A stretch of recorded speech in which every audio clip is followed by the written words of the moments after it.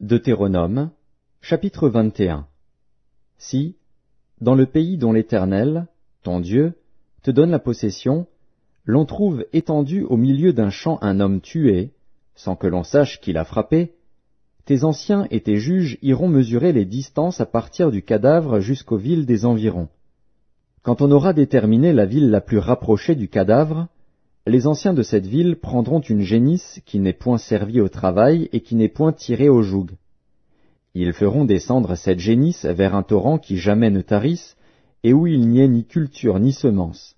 Et là, ils briseront la nuque à la génisse dans le torrent. Alors s'approcheront les sacrificateurs, fils de Lévi, car l'Éternel, ton Dieu, les a choisis pour qu'ils le servent et qu'ils bénissent au nom de l'Éternel, et ce sont eux qui doivent prononcer sur toute contestation et sur toute blessure. Tous les anciens de cette ville la plus rapprochée du cadavre laveront leurs mains sur la génisse à laquelle on a brisé la nuque dans le torrent. Et prenant la parole, ils diront, « Nos mains n'ont point répandu ce sang et nos yeux ne l'ont point vu répandre.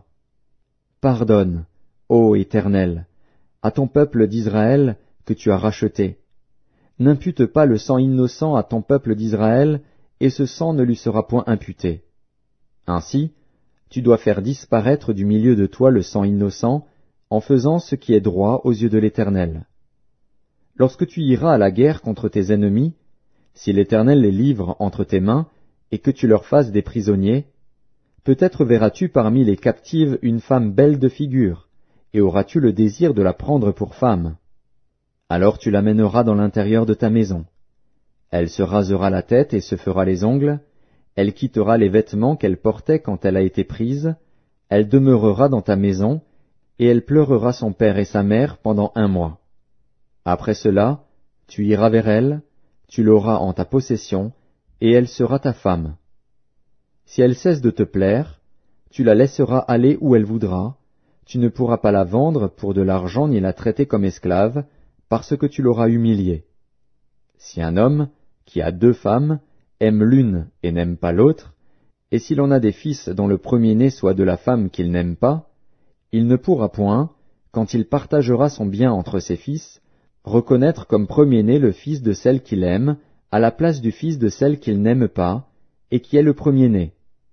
Mais il reconnaîtra pour premier-né le fils de celle qu'il n'aime pas, et lui donnera sur son bien une portion double. Car ce fils est les prémices de sa vigueur, le droit d'aînesse lui appartient.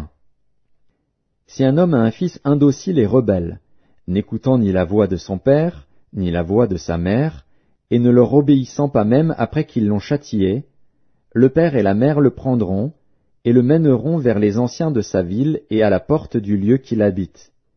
Ils diront aux anciens de sa ville, « Voici notre fils qui est indocile et rebelle, qui n'écoute pas notre voix, et qui se livre à des excès et à l'ivrognerie. » Et tous les hommes de sa ville le lapideront, et il mourra.